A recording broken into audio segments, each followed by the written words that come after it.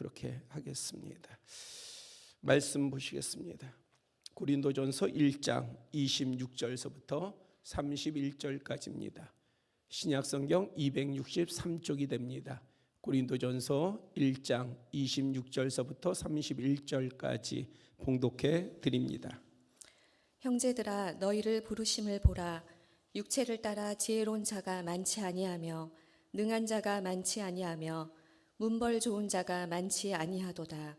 그러나 하나님께서 세상에 미련한 것들을 택하사 지혜 있는 자들을 부끄럽게 하려 하시고 세상에 약한 것들을 택하사 강한 것들을 부끄럽게 하려 하시며 하나님께서 세상에 천한 것들과 멸시받는 것들과 없는 것들을 택하사 있는 것들을 폐하려 하시나니 이는 아무 육체도 하나님 앞에서 자랑하지 못하게 하려 하심이라.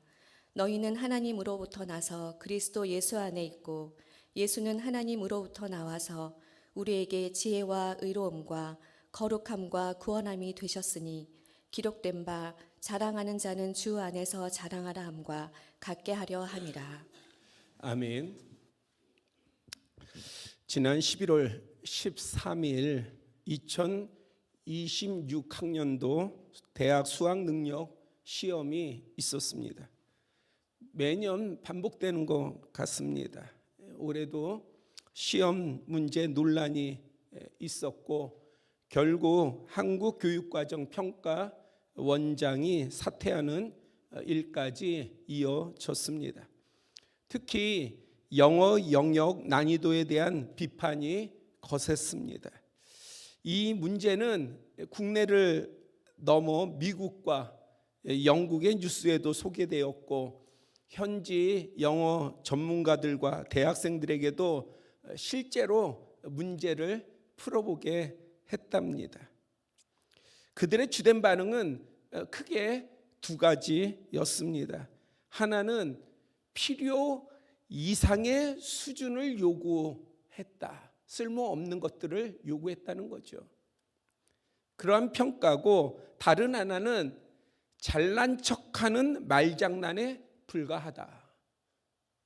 그러니까 영어 얼마나 이 시험이 어려운지 그거 자랑하기 위한 한마디로 말장난에 불과했다라고 하는 그러한 비꼼이 있었습니다. 이러한 논란은 단지 한 명의 기관장의 사태로 끝날 문제는 아닙니다. 왜냐하면 이것은 시험 출제자나 교사들을 위한 시험이 아니잖아요. 이 나라의 다음 세대인 우리들 자녀들을 그들을 위한 테스트 아닙니까?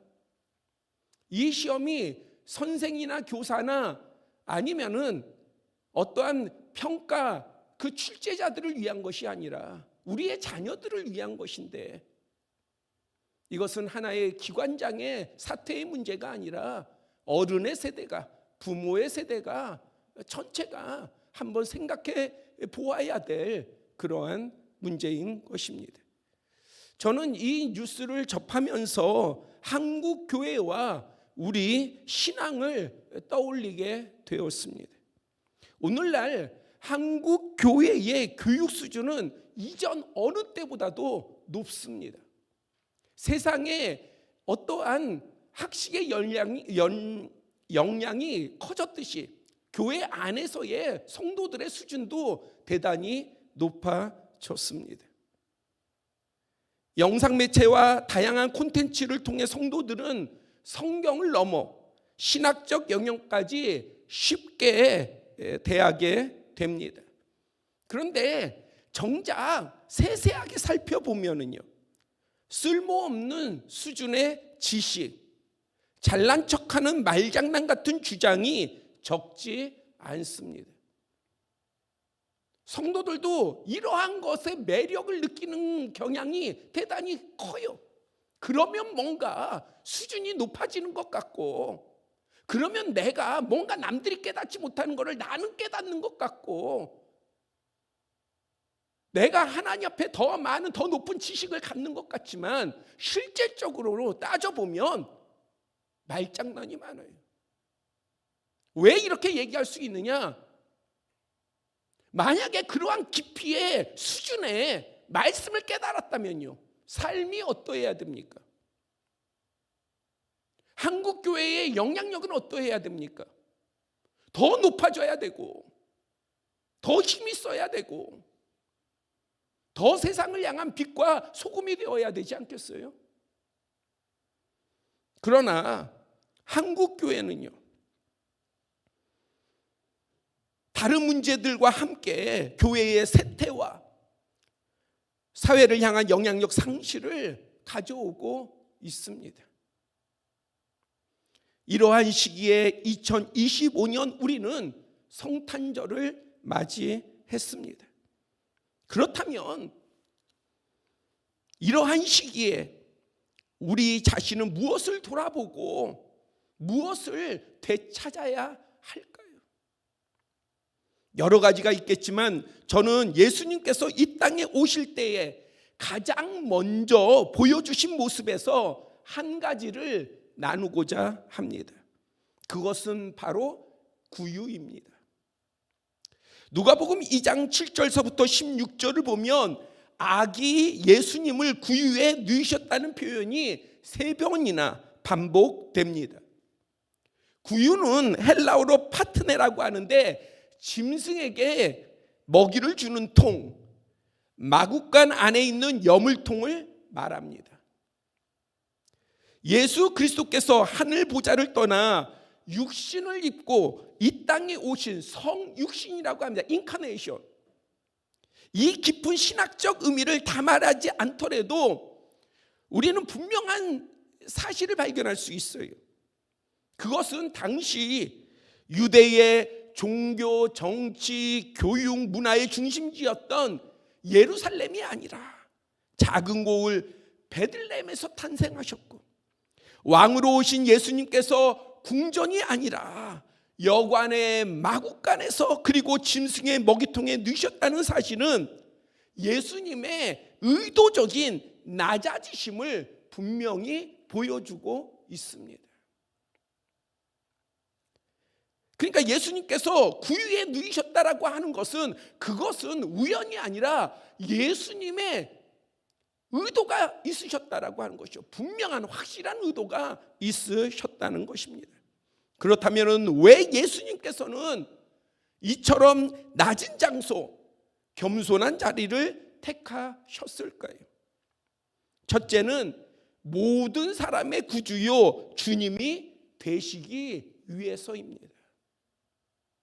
만약에 그 당시에 예수님께서 궁전에서 태어나셨다고 한다면, 그렇다면 누가 찾아가서 예수님을 경배할 수 있었을까요?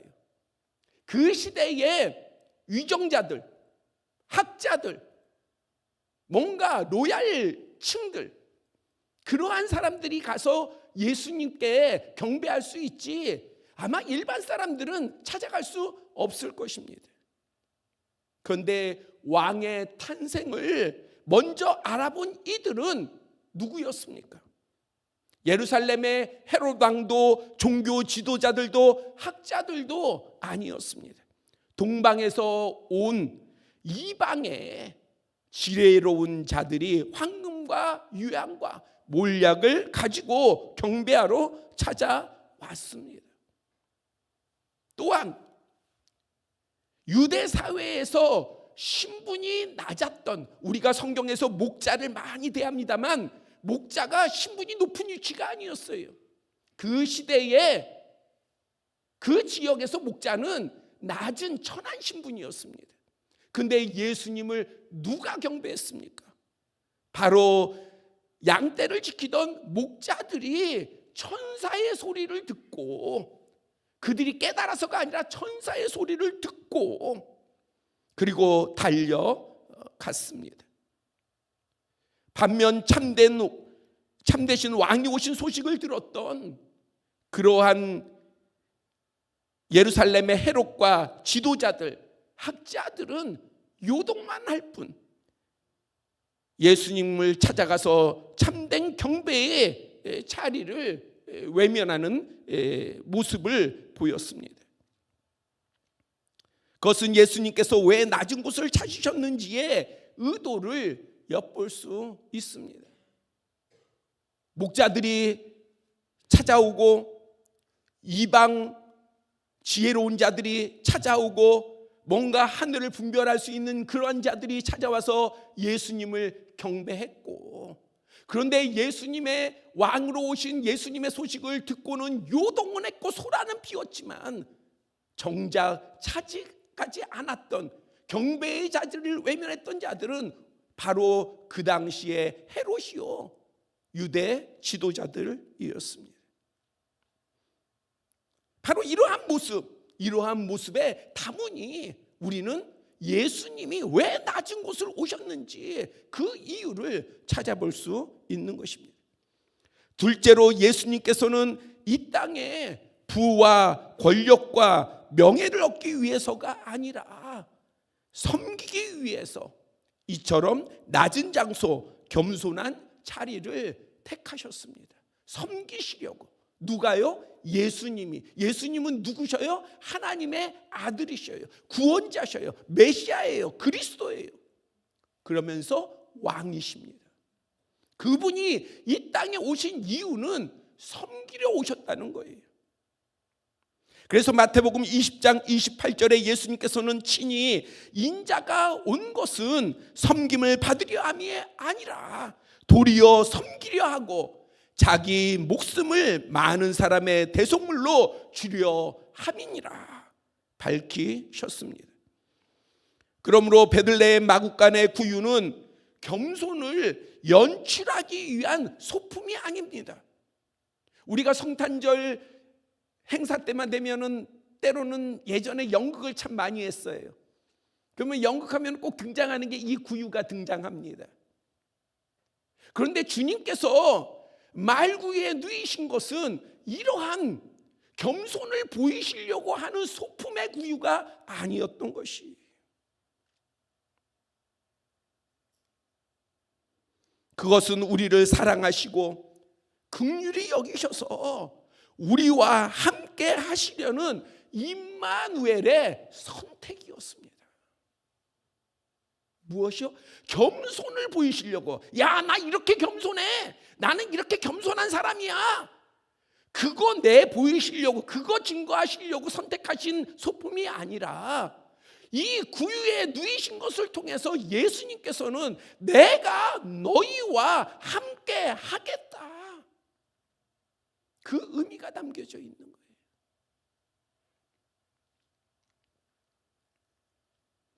그렇다면 2025년 성탄절을 맞아 예배드리는 우리는 예수님의 이 구유에 누이신 이 부분, 낮은 곳을 향하여서 섬기는 자의 모습으로 오신 예수님을 통하여서 어떤 조명이 있어야 할까요?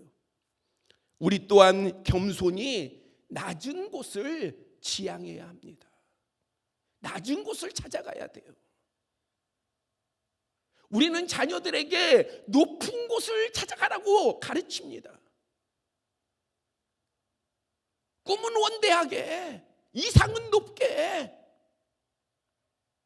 더 잘난 곳, 더 높은 곳, 더 유명한 곳, 더 남들한테 자랑이 될 만한 그러한 곳을 찾아가라고 이야기를 합니다. 그러나 우리가 예수 그리스도를 바라볼 때에 우리는 겸손하고 낮은 곳을 찾아가야 합니다. 그러나 이것이 부와 명예와 권세를 버려라 한다는 뜻은 아닙니다. 가끔은 무소유만이 신앙의 최고 경지인 것처럼 오해하기도 합니다. 세상 사람들이 교회를 바라볼 때에 그렇게 바라봐요. 뭔가 대단히 칭찬받고 대단히 확인하고 싶어하는 것은 무소유를 가진 사람들이에요. 무소유한 사람들이에요. 그러나 아니에요. 만약에 그렇다고 한다면은 이 땅의 교회도 또한 산속에 있어야 되겠죠.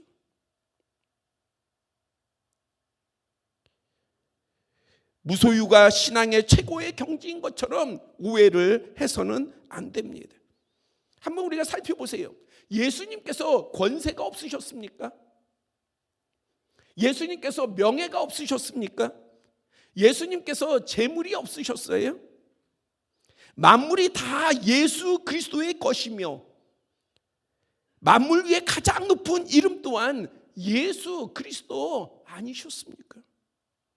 하나님께서 우리에게 야, 너희 궁핍하게 살아. 능력이나 어떤 영향력도 없이 살아. 그렇게 말씀하시지 않잖아요. 오히려 세상 사람들을 향해 너희 베풀어, 도와줘, 선한 영향력을 끼쳐. 그렇게 말씀하시잖아요. 여기에는 모순이 없는 거예요. 우리가 겸손히 낮은 곳을 향하는 것과 그러면서 세상을 향해서 베풀어야 되고 도와줘야 되고 품어야 되고 영향력을 끼쳐야 되는 것, 이 사이에는 모순이 없습니다. 우리는 예수 그리스도의 낮아짐의 의미를 바로 이해해야 합니다. 재물과 명예와 자기 가치가 삶의 최고의 목적이 되어서는 안 된다는 거예요. 이것 또한 분명합니다. 재물이 우리의 삶의 목적이 돼서는 안 돼요. 여러분들의 부가 여러분들이 이 땅에 태어났어요. 그런데 여러분들의 삶의 끝이 아파트 80평 몇 평 남들한테 떵떵거리고 자랑할 만한 그 아파트 한 채 남기는 게 하나님께서 여러분들을 이 땅에 보낸 이유라 한다면, 여러분들이 사장이 되고 기업의 경영자가 되는 그것이 여러분들을 이 땅에 보낸 하나님의 최고의, 여러분들을 향한 최고의 가치라고 한다면,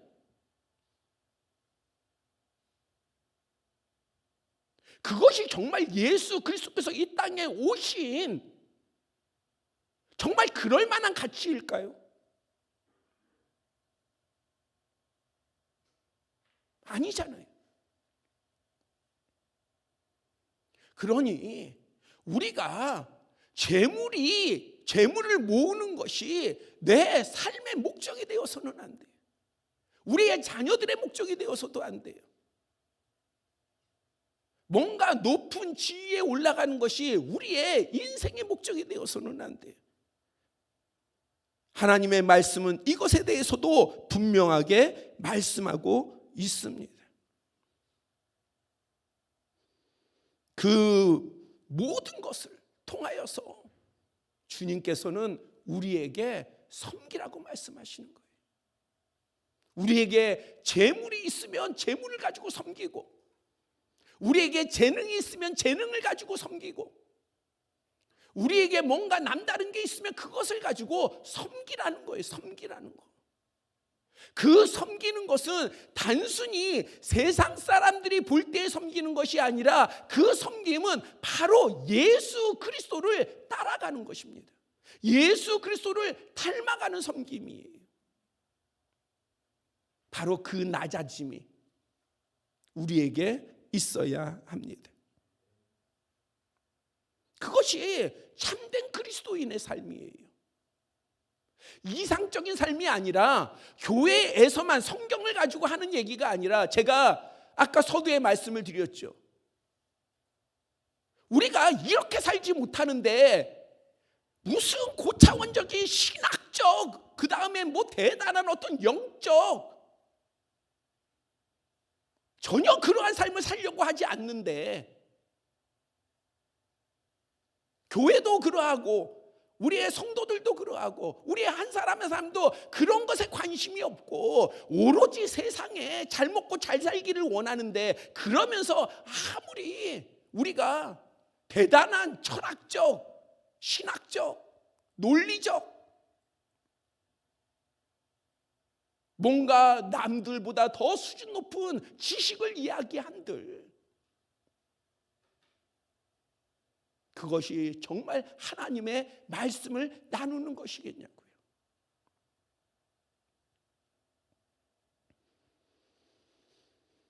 다시 말씀드리지만 예수님의 겸손과 섬김은 보여주기 위한 목적이 아닙니다.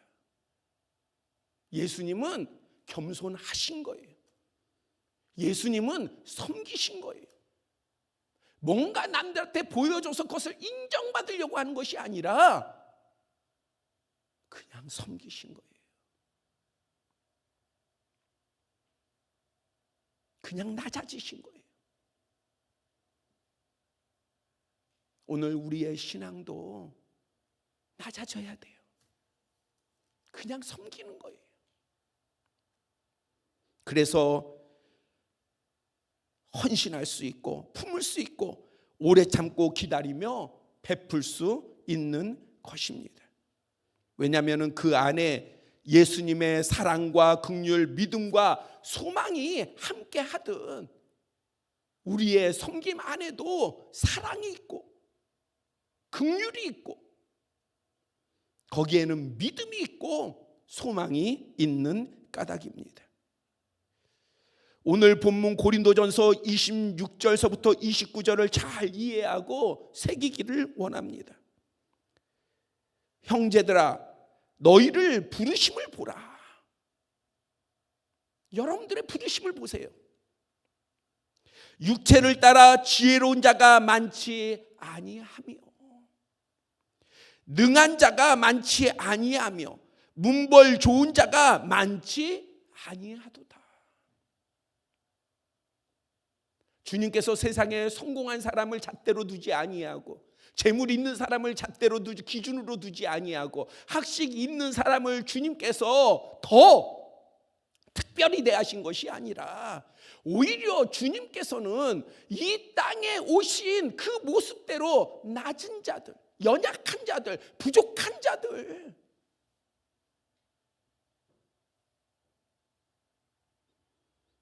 그러한 자들을 찾으셨습니다.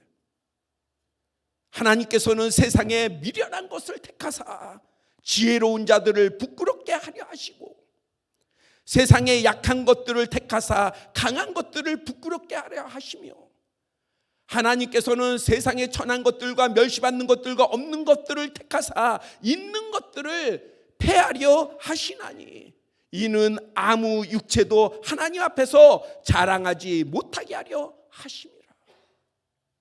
하나님이 찾으시는 분은 사람은 누구냐? 그러면 돈 없는 사람이냐? 재물이 없는 사람이냐? 아니면 명예나 지위가 없는 사람이냐? 그게 아니라 낮아지는 사람을 찾으시는 거예요. 낮아지는 사람.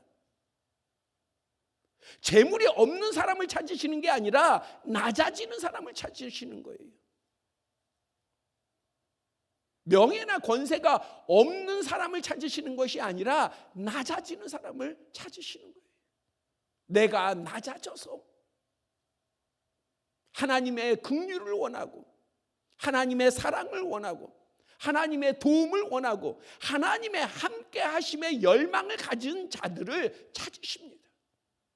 그래서 우리는 하나님 앞에 낮아져야 되는 것이고 그 낮음을 가지고 이 땅 가운데서도 낮아져야 되는 거예요. 이것이 예수 그리스도 안에서 하나님께서 부르신 우리의 실체인 것입니다. 우리는 하나님 앞에 낮은 자여야 돼요.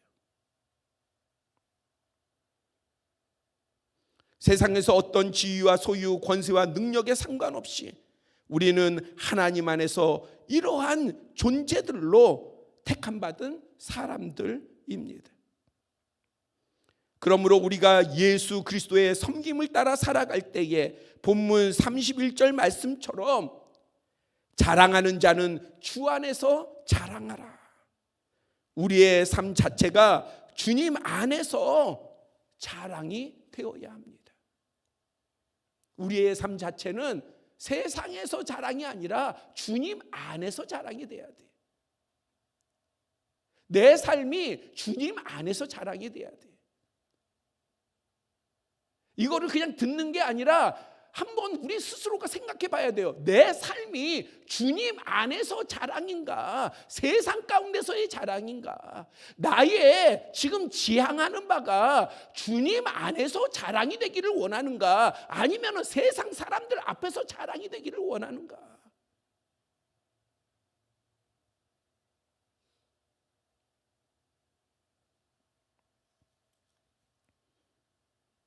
우리가 주님 안에서 자랑이 되기 위해서는요, 가정에서부터 낮아져야 돼요.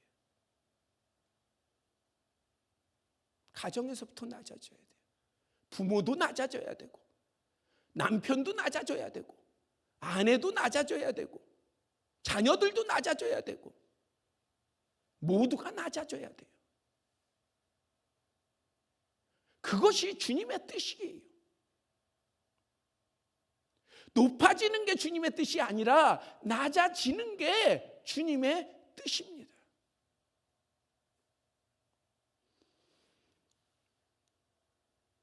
저희 부부는 집에 자녀가 없다 보니까 둘밖에 없어요. 아내와 저 둘인데, 근데 이 둘도요, 필요한 게 낮아짐이에요. 너가 낮아져! 그러면 둘이라도요, 다툼이 생겨요. 하나 되지 못해요. 사람이 많아서가 아니라 낮아지지 않으니까 다툼이 있고, 거기에 분쟁이 있고, 거기에 예수 그리스도의 향기는 사라지고, 믿음의 가정이라 하면서도 하나님께, 주님 안에서의 자랑이 될 만한 가정이 되지 않는 거예요. 다른 사람을 보기 전에 내게 믿음이 있다면, 내게 예수 그리스도께서 이 땅에, 왕이신 예수 그리스도께서 이 땅에 오셨을 때에 부유를 찾아서 오신 예수 그리스도의 그 흔적이 있다고 한다면, 그렇다면 낮아져야 돼. 내가 낮아져야 가정에 평화가 있어요. 내가 낮아져야 부부간에 평화가 있어요. 내가 낮아져야 가족 간에 평화가 있어요. 내가 낮아져야 가족이 하나가 돼요. 너가 낮아져라. 그것은 주님의 뜻도 아닐 뿐만 아니라 거기에는 결코 하나됨의 역사가 일어날 수 없는 거죠. 가정에서 그렇다고 한다면 교회에서는 두말할 필요가 없죠. 교회에서도 낮아져야 돼요. 장로님, 목사는 물론이고 장로님들이 더 낮아져야 되는 것이고, 권사님들이 더 낮아져야 되는 것이고, 직분자들이 더 낮아져야 되는 것이고, 뭔가 책임 있는 자들이 더 낮아져야 돼요. 그것은 힘이 없어서가 아니에요. 능력이 없어서가 아니에요. 권위가 없어서가 아니에요. 예수님이, 다시 말씀드리지만, 예수님이 권위가 없으셨습니까? 아니면 예수님이 힘이 없으셨습니까? 능력이 없으셨습니까? 권세가 없으셨습니까? 있으심에도 낮아지셨잖아요. 그 낮아지심으로 인류의 구원이 왔고, 그 낮아지심으로 사랑의 복음이 세대와 세대를 거쳐서 지금에 이르기까지 전해지지 않는 거예요. 교회에서도 낮아지세요. 우리 교회가 제일 잘하는 것이 저는 그거라고 봐요. 그러면 지키세요. 잘 지키고 있어요. 계속 지키세요. 그뿐 아니라 여러분들이 세상에 나아가서도 낮아지세요. 섬기세요. 주님을 핍박하고 돌을 던지는 자들을 향해서 섬기셨던 것처럼 섬기세요. 그것이 바로 우리가 주님 안에서 자랑이 될 것입니다. 이 자랑이 여러분들이 얼마만큼의 헌금을 드리고, 얼마만큼의 세상의 지위가 높고, 여러분들이 얼마만큼의 세상의 영향력을 가졌다라고 하는 것보다 더 주님 안에서 자랑이 될 겁니다. 여러분들이 가정 안에서 낮아져서 섬기고, 교회 안에서 낮아져서 섬기고, 세상 가운데서도 낮아져서 섬길 때에 그것이 다른 무엇보다도 주님 안에서 자랑이 될 줄 믿습니다. 정말 이것은 그 낮은 곳에서 우리가 그렇게 낮아질 때 이 부분에 대해 확신이 있으시기를 바랍니다. 정말 이것은요, 우리가 겸손의 모습을 보이려고 위장하는 게 아니라 정말 예수 그리스도를 닮아 겸손해지고 낮은 곳을 향해 섬기는 자의 모습을 가지고 나아갈 때에, 진정으로 나아갈 때에 그 낮은 곳에서는요, 능력의 하나님, 복의 하나님, 형통케 하시는 하나님과 함께하는 그것이 강력한 초대가 될 것입니다. 우리가 그렇게 낮아지면 전능하신 하나님께서 우리와 함께 하실 것이고, 복의 하나님께서 우리에게 복을 베푸실 것이고, 우리의 모든 것이 세상에서 주는 것 가지고 끌려가는 것이 아니라 하나님께서 주시는 것으로 풍성하며, 그것이 주님 안에서 우리에게 큰 자랑이 될 줄 믿습니다. 이것이 2025년 성탄절을 맞이하는 우리의 소망이 되시기를 바라고, 2026년 새해 가운데에 정말 전능하신 하나님이 우리를 도와주시고 우리와 함께 하시는 역사가 풍성한 그러한 새해가 되기를 축복합니다. 기도드리겠습니다.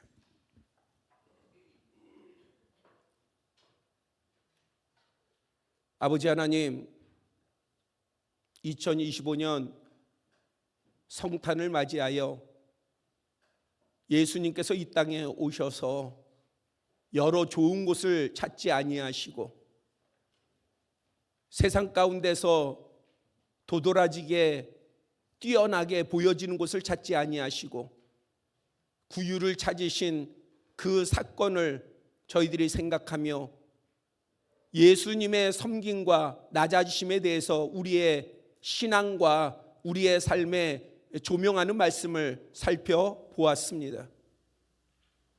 아버지 하나님, 우리의 신앙이 우리의 입술의 말에 있지 않게 하여 주시고 우리의 믿음과 실천에 있게 하여 주시옵소서.